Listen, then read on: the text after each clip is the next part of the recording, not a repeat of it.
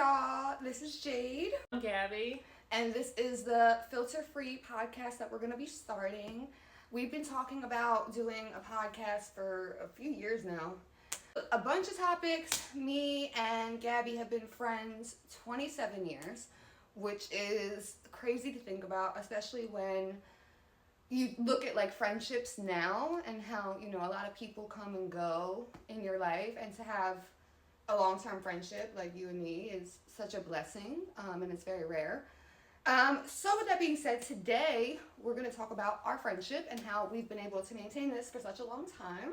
What would you say has been a contributing factor of the length of our friendship, how we've been able to continue through life together? I think we've been friends so long because we're just always there for each other. Yeah, I think that's really big. Like, you just don't turn your back on the other person. Like, there's so many phases that we've went through in life. Like, she's grown and I've grown, or I've had really negative points in life where I couldn't always necessarily show up for her in the way that she deserved, but we still made it work.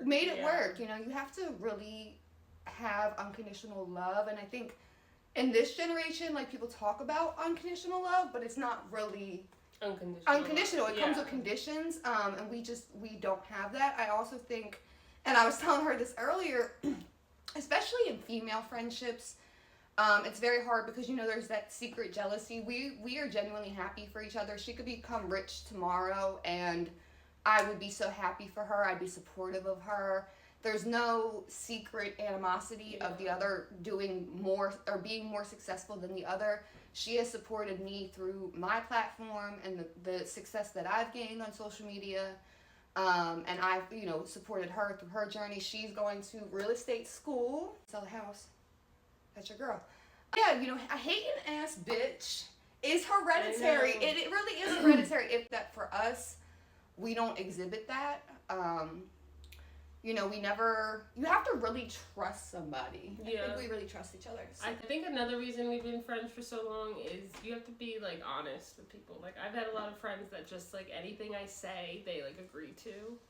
And, like, I think it's important to have friends that, you know, put you in your place when you need it. Yeah, like, we don't enable each other's shitty behaviors. Like, honestly, like, she will tell me, like, you're being a dumb bitch, and I'm gonna need you to get it together. And you need to have that, and you need to, more importantly, you need to be receptive to that. Your friends should be able to come to you and say, I love you so much, but you're fucking up. You're fucking up, and I know you're better than what you're allowing and what you're doing. And as your friend, I want to see you do better because I know you can do better. As far as in our adult friendship, she can come to me and say something that someone else might not be able to walk up to me and say. And I know that it's coming from the purest point of your heart. Yeah, like, I know that she genuinely wants better for me. And if you can't be receptive to criticism, you will never be able to have any type of relationship in life. It doesn't even friendship or otherwise. Especially in relationships, guys. And I've had long-term relationships also. She's been able to come to me and say to me, you know, you're allowing things that I know don't align with you. Favorite quote is, what you're not changing, you're choosing.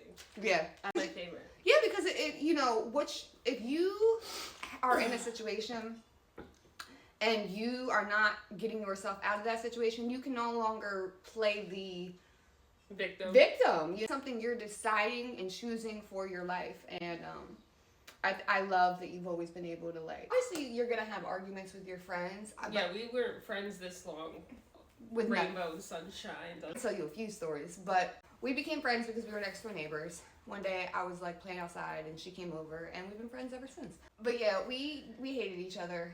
Off and on for like a few years, and we used to, like, throw rocks at each other and call each other shit out the window because we literally were right next door. So she would just open her window and be like, "Fuck you, bitch." Crazy. Yeah, but, like, we've just, like I said, forgiveness is key, obviously, but, like, not, like, don't forgive your friends for, like, doing crazy things. Don't be dumb and get walked all over. Don't get walked all over. Like, there's certain boundaries that she and I know we would just never do to the other person, like.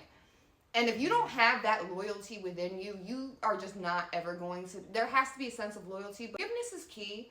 You know, we've said and done hurtful things to each other, but I think our love for the other, always knew that loyalty was there.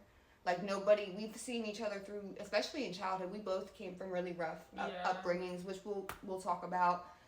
But we both came up with really tough upbringings. I think that's what kind of brought us together in the end, is we related on different levels. We just always knew that like there was something that the other could bring us, and some type of peace and solace that we needed to be able to confide in the other. Oh, here we are. Here we are. Shit. He's 29. It is, and I'm gonna be 31. And when I tell people like we've known each other 27 years, they usually are like, "Oh, so you're sisters." Beautiful thing if you know, do it right. Yeah. So many people that are our age and they're like, "Oh, we've been friends since blah blah blah." I do, but it's men.